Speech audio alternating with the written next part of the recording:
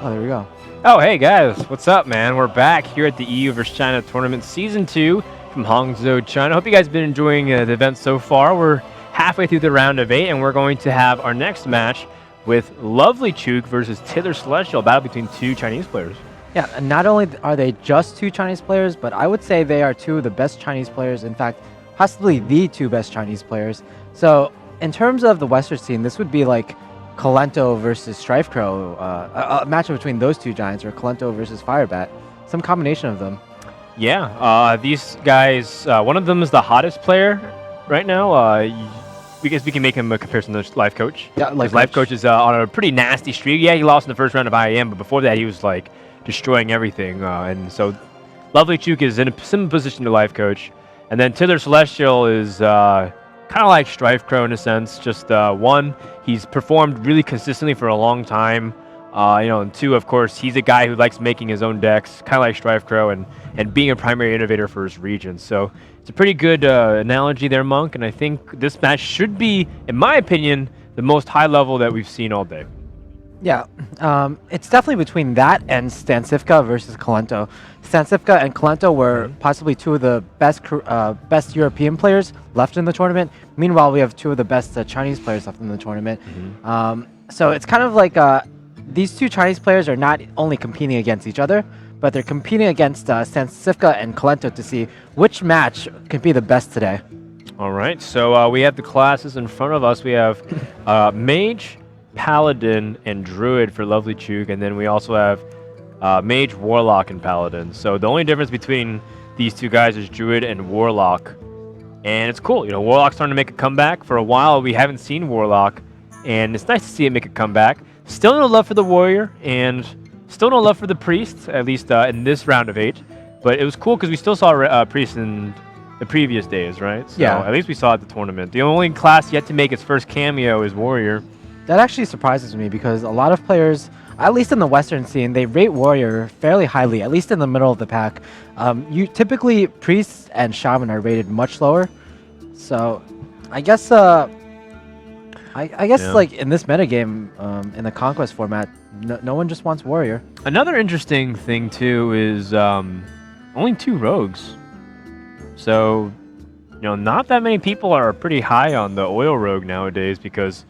As Hyped was even saying as he released his meta snapshot today, he says a lot of people have figured out Rogue, like a best way to play around it, or ways to give it a hard time so it can't get optimal kills or damage potential. So, I think people are really trying to tech hard and prepare for it. In the meantime, we've seen the rise of Paladin. Paladin's starting to get more popular. We're going to see 2 more Paladins in this very match. Yeah, of course, Trump got #1 legend with Paladin, and it was very highly publicized. I think one of the reasons Paladin has become a lot more prevalent in the metagame is that Handlock has become more prevalent. In fact, Strifecrow got #1 legend with Demon Handlock this morning, and I was talking to Kolento. I was asking, hey, the Handlock that you used was very familiar. Like, where did you get that list from? And Kolento's response is, oh, I was watching Strifecrow stream yesterday or this morning, and I just copied that deck. Looked pretty good. That's right. So. I'm really impressed by Kolento's deck building, man. Yeah. Copying Strifecrow is definitely a good step 1, and step 2, you question mark, and step 3, win $2,000. Of course. It's pretty much exactly what happened this morning for Kolento. Let's see what Warlock's going to come out of here for TiddlerCelestial, as we have Warlock versus Paladin to start things off. Yeah, I would have to suspect that this is going to be a Handlock deck from TiddlerCelestial. Even though when TiddlerCelestial first debuted, he was very known for playing Zoo. He actually won the Chinese BlizzCon qualifier with a lot of Zoo, but... Oh, actually, wow, it's actually going to be Zoo yet again, so he's going back to his roots. Yep. This was a funny criticism of Tiddler back in the day.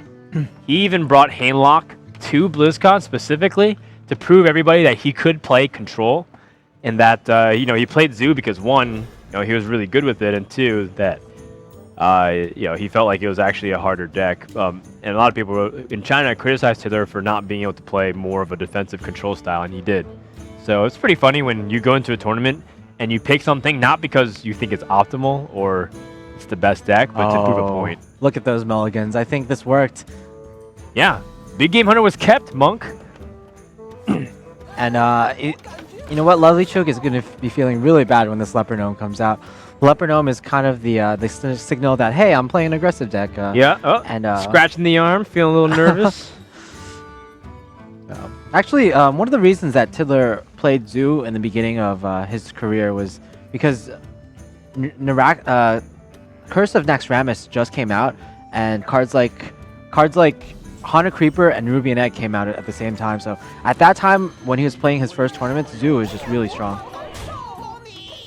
Absolutely. We haven't really seen Zoo in the tournament other than one other game, right? Yes, one of the European players was playing Zoo. Okay. Good, good. You know, I'm sort of digging the fact that you can change deck lists between rounds. It really throws your opponents off. They have to keep second guessing. It gives you ability to showcase lots of different types of decks. Not to mention, you always can just pick the same deck and then, you know, try and make it the story of the tournament if you're winning a lot with like the Demon Handlock, for example. Yeah. Yeah, I definitely agree. I'm digging it. We used to do that back in the day too for like DreamHack and some other things too. ESGN as well. That's right. Where the teams would see each other's deck lists because the patch was so new that the teams would see each other's deck list and they really liked one of them, so they'd all copy that from each other. Yeah, like, exactly. You know, they were like, "Oh, we really like your Druid deck," and you're like, "Oh yeah, we really like your Mage deck," and then you just happen to copy both. Yeah, I remember in the first ESGN broadcast, a lot of the Doggy House players copied the Druid deck from Strifecrow. Exactly, and then on the second, you guys copied the Handlock? Is that what it was? I don't think we copied too much. Or maybe the Mage, the Freeze Mage. The second time, Liquid Value copied the Shaman from Doggy House. Oh, and, that's right. And the Hunter. Meanwhile, Doggy House copied the Paladin, the Giant's Paladin from Kayuki. He is the Monk Cyclopedia. Oh, I was there at those events. Yeah, I know. In a far-off land, in a far-off time, I once played Hearthstone. Yeah, and then he retired to manage Savits. Good life. Yeah. Well, the Defender of Argus is pretty reasonable. Somewhat weak to a Consecration, but at least it has one minion surviving. The most important thing with a classic deck like Zoo is to maintain something on the board. So that way, you know, it'll take like everything from Paladin to clear it. Even if you have the weakness to quality Consecration, if you have that egg, for example, it still gives you a fighting chance. Yeah. What I really like about the Zoo pick now is that a lot of players are kind of teching against Mech Mage, for example. Whoa. Well, that's a tech against Rogue and other classes like it, and Hunter. I mean, wasn't that another argument against Zoo for a while, that Hunter just outclassed Zoo in terms of everything, like the way it can control the board, the way it can do damage? Well, yeah, that was before Undertaker was nerfed, and I felt like even though Zoo also used Undertaker, it was just so much more effective in Hunter because they had more death rattles, and as a Zoo player, you typically mulligan for like also Flame Imp and Voidwalker deal sometimes. Damage to yourself. Yeah, but those are not death rattle creatures. So typically in Hunter, you just mulligan for the Undertaker. So it's more common for you to have an insane Undertaker in the Hunter deck. Also, as I was saying before, a lot of players are trying to tech against aggro with things such as Kazan Mystic. Like, Mech Mage is the predominant aggro deck in the metagame right now, and so is Face Hunter. And what those two decks have in common is they both run secrets. So when players try to beat those aggressive decks, they throw in Kazan Mystic in there instead of things like Mind Control Tech or like more AoE. So this is a space where Zoo can just become really good. Well, this is a pretty nasty draw, getting Doomguard. I mean, as much as the what's it called? The Acidic Swamp Ooze is great tech against the Paladin. I mean, do you really want to wait for a weapon to come out if it ever comes out versus getting the Doomguard out now and pressuring for 5 damage? I don't think so. Yeah, I think you're pretty happy here. Just slamming Doomguard. Even playing around the idea of Mind Control Tech. And Lovelychook is not digging it. Shaking his head, realizing that he might be dead. Yeah, what a great switch up from TiddlerCelestial. He's got a weapon here, right? And would you toss out a 1/1? Does it even matter? I guess that you can challenge a 2/1.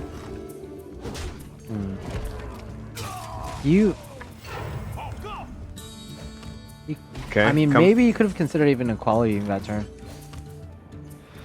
Oh, that's game. Oh no, he doesn't have enough mana for both. Okay, so I guess you just implosion then. Smack your face. 4 imps. I guess it really doesn't matter. 2. Yeah. Even 1 imp is still like the power of 4 here. So pretty much if Consecration or bust. Yeah, if Lovelychook can't heal this turn, then he's pretty much dead because Tiddler will definitely be able to draw into a minion. I guess he can throw stuff on the board, but I don't know. I don't really see anything, and Lovelychook has to give up. He's like, yeah, well played. You kind of out-mind-gamed me. And I think that's one of Tiddler's biggest strengths. It's that he has just more tournament experience, and he brings a lot of non-standard decks, and he just likes to shake things up. For sure. He's a guy that is always exciting to watch because he doesn't necessarily follow the normal metagame, and also he has really strong technical play. Very strong. That's why I really liked comparing Tiddler to Strifecrow, because both of them pride themselves on technical play. Yeah. And then like a guy like Kalento, like he has a lot of unorthodox plays that like when you see why he makes the plays, it kind of blows your mind. You're like, whoa. I think the punctuation mark to the Prismatic Cup too was when Kalento would like not use Shadow Word Death, even though he was like decked out, because he knew specifically he would need it in a scenario. I forgot the game exactly, but I was casting with Reyna. I just remember like, whoa, that was insane. That's the type of player Kalento is. Yeah, just thinking 3 steps ahead, knowing how the entire game will play out. So right now, Lovelychook with all his classes remaining, and TiddlerCelestial still has Mage and Paladin left. I have to wonder, what kind of Mage will TiddlerCelestial bring today? Usually, It'd be awesome if you just brought Freeze Mage, like the polar opposite of like the aggressive Tempo Mage that we saw. Yeah, usually like there's so many mages. There's Freeze Mage, Fatigue Mage, Mech Mage, Mid-Range Tempo Mage, but yeah, then there's Tiddler Mage. There's Tiddler Mage. Whatever happened to Echo Mages, Monk? Is just Echo too slow? Or is it just not fitting enough? Or like mages that pride themselves on getting a lot of value like that? I honestly think they were probably just replaced with Tempo Mage, because Echo Mage and Tempo Mage, they kind of seem fairly similar, but I don't know. Maybe the metagame has just become so tempo focused that Echo Mage has become too slow, as you mentioned. Well, we have Mech Mage, and we have Mech Mage with Counterspell. So wow, it's TiddlerCelestial borrowing a leaf from Lothar. Of all people to copy, you pick Lothar, Tiddler. All right, well, Godspeed. Yep. Oh, I think great sequence of draws here. Yeah. I think we all kind of want to be a bit like Lothar in some way. Oh, I do. I flex my muscles every morning and realize that I have a long way to go. You know what's annoying, too, is that he doesn't try. God, that pisses me off so much. The fact that Lothar doesn't try to look good, but he looks so damn good. Yeah, we're... Yeah. Oh, as you can tell, I am very jelly. Yeah, I'm just really feeling that fire in Twitch chat right now.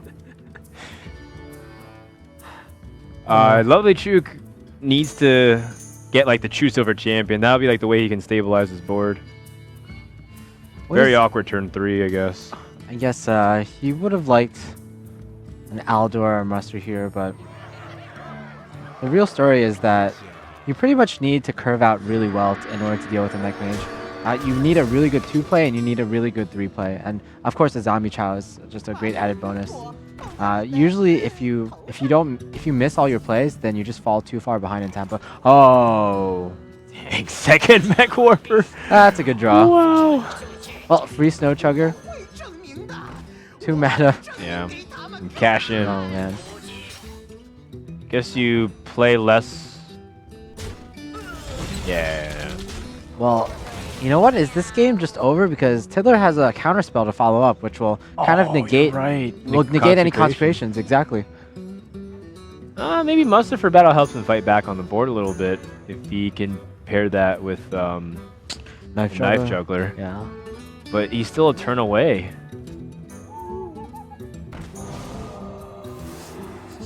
How funny is that? Well, no weapon. Oh. Wow. Tiddler can't help but crack a smile. That was the exact card. I mean, this is just what Mech Mage does. And to be fair, for anybody tuning in just now, we've seen Mech Mage fail a lot today. Like, just straight up, like, bad draws, getting punished a lot, people playing around it very well. Yeah, I see entry and fee. This is the first time that we're seeing, like, Mech Mage just stomp. Exactly. I see entry fee just, like, looking at this game, like, hey, why can't I draw like that? Tiddler, why do you have to have all the luck? I mean, he's dead. He can play the heal bot, but that only is a band-aid for the gaping wound in his side that's been paled by a spear with poison tip. And ants.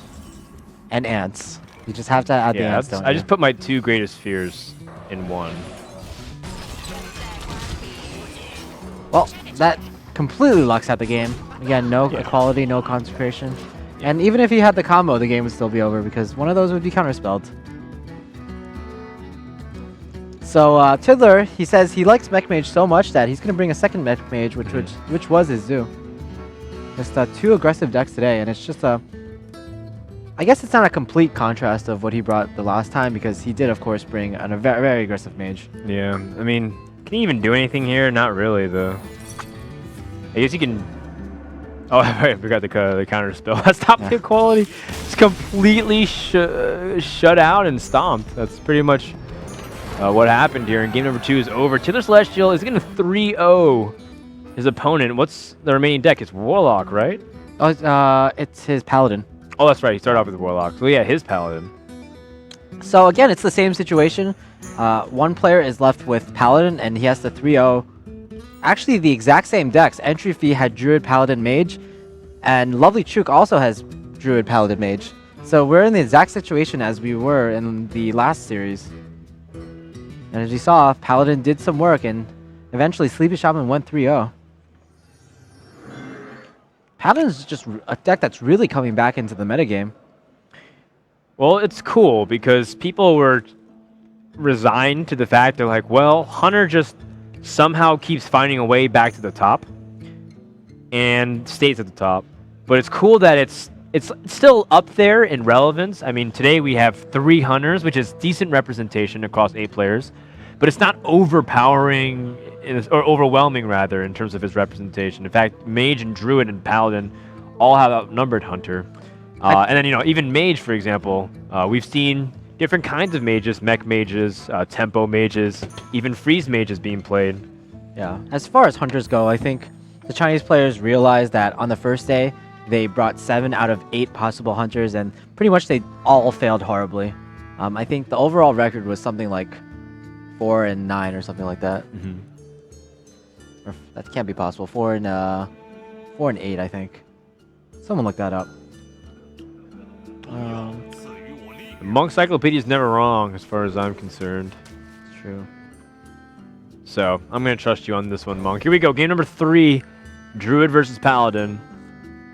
This is a matchup, well, that we saw the Druid struggle in, or Druid can struggle in.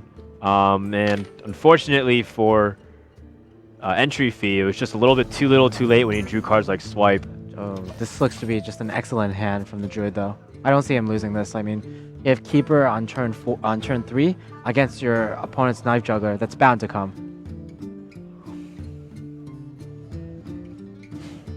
That Tyrion, though. Do you need that second Wild Growth? I don't think you want it at all. I don't think you ever want 2 Wild Growths, to be honest, in your opening hand. It's a card that you always want to draw 1 of, but never 2 of. And it's also the reason that in the beginning of... Actually, the first person to use Wild Growth in a very competitive deck, or one of the first people, was Admirable. And when he introduced Wild Growth, he actually only used 1 in his deck just to... For 1, sometimes you just don't want Wild Growth against decks like Zoo. And 2, you never want to draw the second one, basically. The Monk Cyclopedia. Innervate as well. I mean, he was thinking about double Wild Growthing so he can hit his Druid the Claw on curve. Yeah. But, I mean, why wait till tomorrow for what you can do today, Monk? That being said, the Keeper is just so tempting. And then you Wild Growth next turn? Or you can... He might be even considering innervating at the Keeper. Innervate Keeper, huh? And then, yeah, so you wild growth the following turn. The issue It's a with little awkward. the issue with Druid the Claw here is a potential muster for battle can wreck you. Yeah, that's true. In that case, if you're worried about that, you might as well just wild growth and take your time. Oh, there we go. It's not too bad. I mean, what Paladin's gonna rush you down? Is that what you're worried about? Well, I mean, it can. Yeah, but we it's not saw like, that in the last game. it doesn't in the last happen series, very actually. often. That's Exactly. the thing. Basically, Paladin needed the perfect curve. In the last series, we had Sleepy Shaman curve out with with Zombie Chow, Knife Juggler, Muster for Battle, Piloted Shredder. Well, the thing is, even if he played Muster for Battle, he had the swipe ready. So I think he was prepared for any awful scenarios.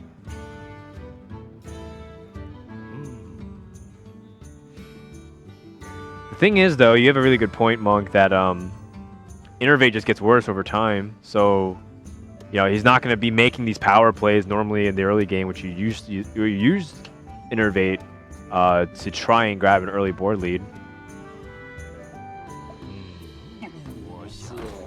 Do you even innervate here?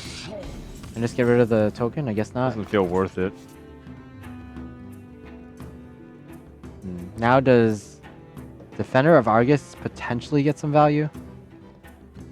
I think the safer play is just the The pilot pilot. shredder. Exactly. The thing about Argus is that in the past it always had potential value late game because of the Paladin hero power, but amplify that with Muster for Battle. And I think Argus is a pretty good choice. It's actually sad to see it cycled out so often in Paladin. And even classes like Shaman, they cycle out Defender of Argus when it's a very useful card. Yeah. I think in Paladin though, you could consider something like Coghammer instead of the Defender of Argus. Yeah. They're fairly similar in their purpose, just giving a taunt and for similar amounts of mana, I guess. Yeah. And Well, it gives similar you, amounts of resilience. Yeah. Gives you better board control in the immediate turn too. So. Wow. I think Lovelychook is definitely regretting his first his first coining into a wild growth play. Right. Otherwise, his curve would look so good. Keeper on turn 3 would wipe the board completely. Then his opponent pretty much had nothing to do on his turn 3, so he would pretty much hero power. Then you pretty much respond with either of your 5 drops, and it would just be so great. Versus the position he's in now, I don't know. Everything is just really awkward. I agree. I don't think swiping that or silencing that rather, is a good option. You still want to keep swipe as an option for later on when the Muster for Battle comes out.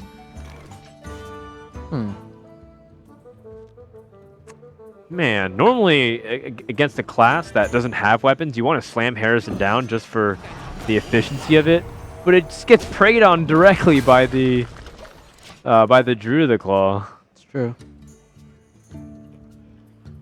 All right, Pilot Shredder's something. If it was Ancient of Lore, it'd be the most perfect card you could have drawn. Just because you would have been able to grab the cards. Plus, you might even be able to pick up Wrath or something. Pair that with an Innervate. I like preserving some of the druid health here, but Newbie thinks about developing the Keeper of the Grove. Like if you just swipe in hero power here, you can potentially get a very healthy Druid of the Claw on this turn. But see what comes out. Not much better than what he just shot down.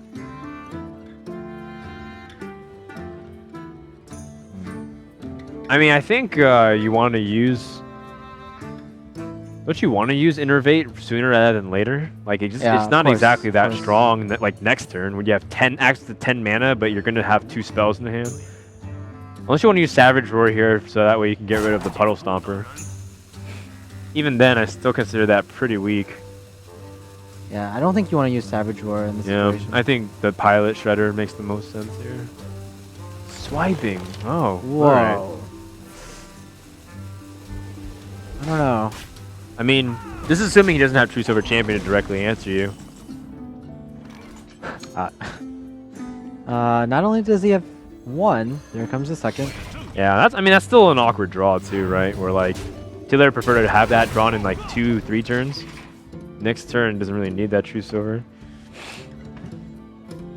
All right, well, unless we get Ancient of Lore, we're pretty much stuck with what we have now. Oh, man. This is bad news for Lovelychook. This is just generally what happens when you draw 2 Wild Growths in a row. Right. And you don't have that Ancient of Lore as well. You just run out of cards.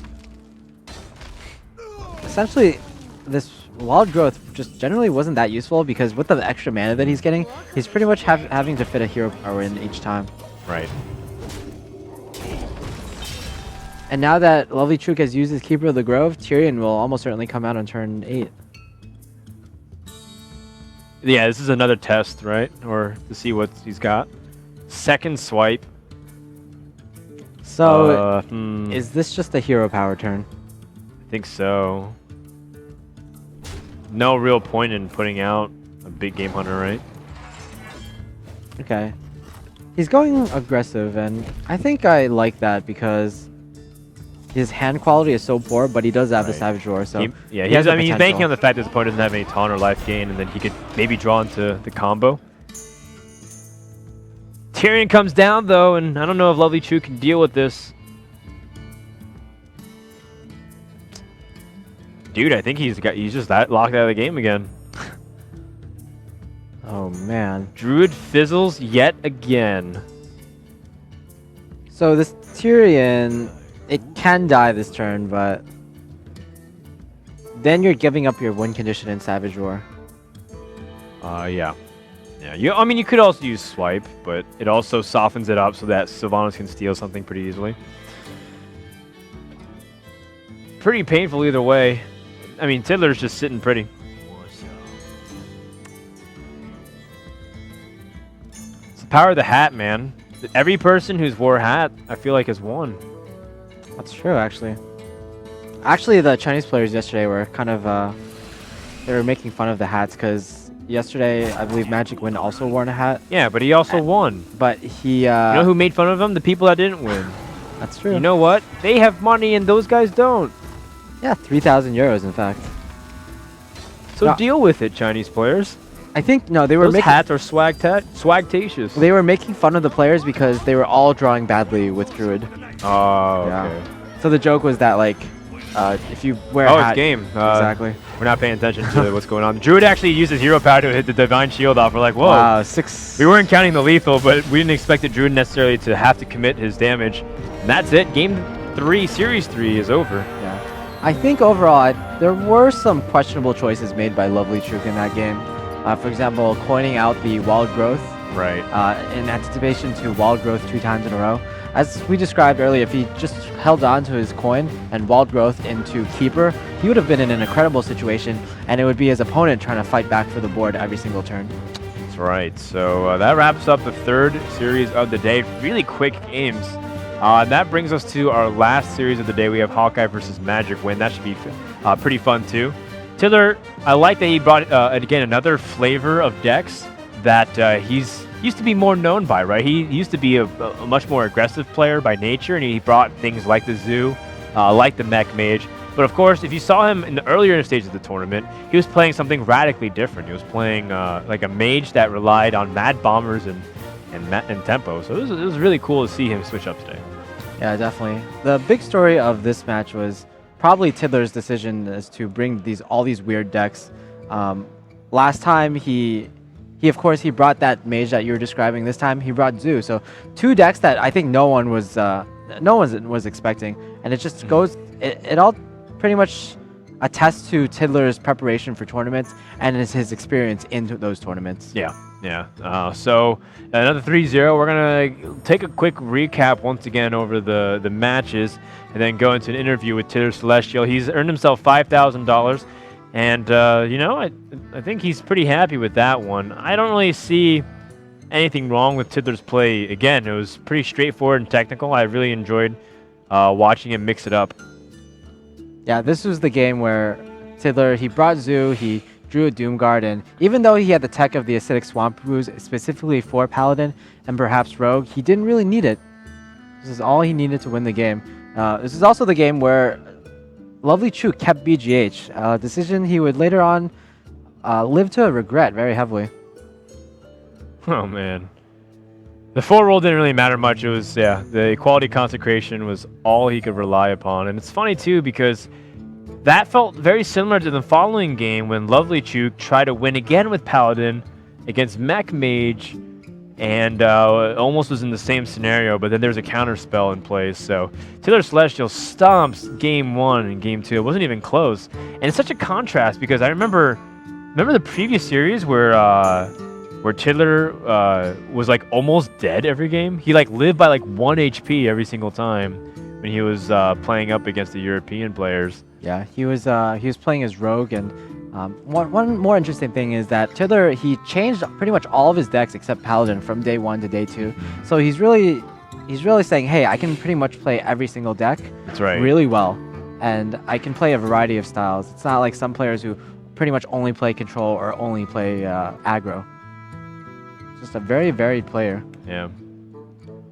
And of course, this is the final push. It was just sad actually to see. And I'm sure like Tiddler feels sort of the same way. We'll find out because we have an interview ready with him along with the Chinese casters.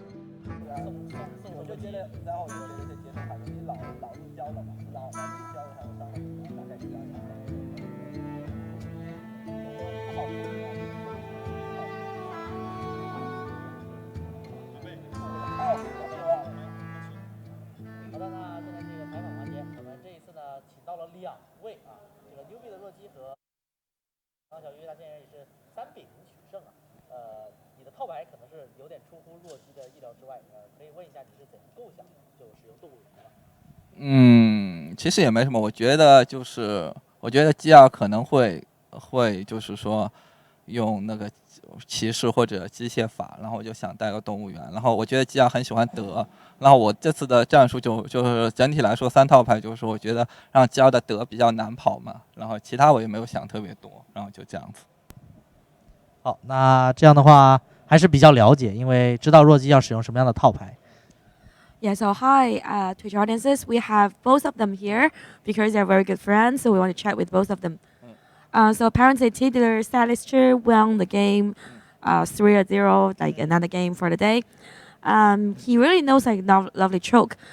So we were asking him why he brought a Zoo Warlock. It was like not that popular comparing to previous patch, but he know like Lovelychook is really good at mechanic, mage, and what's another one? Sorry, the Paladin. Okay, Paladin. So he thought the Zoo would be a really good choice. 好，那我们也问一下弱鸡吧。这个弱鸡是不是没有想到对方不会是手牌术，反而是一个动物园呢？对啊，我一直认为他会用手牌术。你太相信他了。对。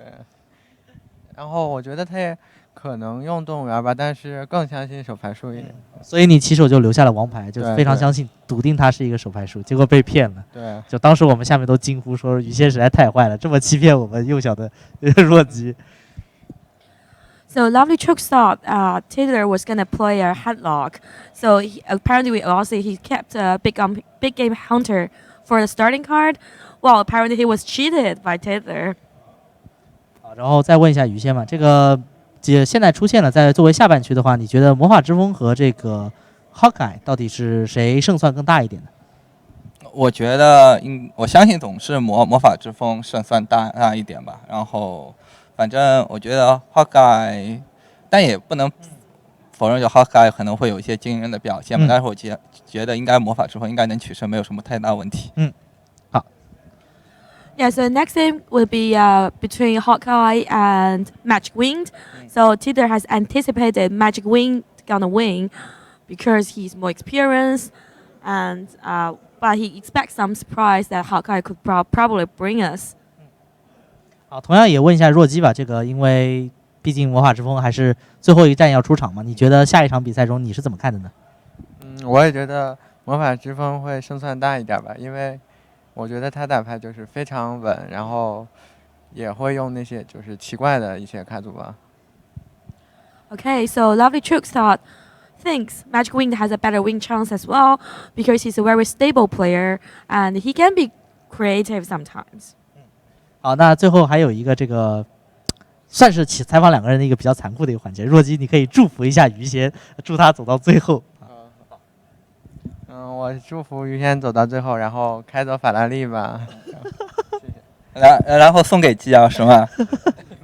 啊，因为这两个确实是于谦和若基非常非常的熟，毕竟都是动物园组合，还有飞狐，啊，所以说我们今天采访了这个采访环节呢，就比较的就不带一些火药味，就比较的有爱一点。So, well, the host was being really naughty. He asked Lovelychook to give his best wishes to Tiddler. And Lovelychook just said best wishes to him, wish him can drive the Ferrari. And Tiddler said probably he would give away the Ferrari to Lovelychook for their friendship.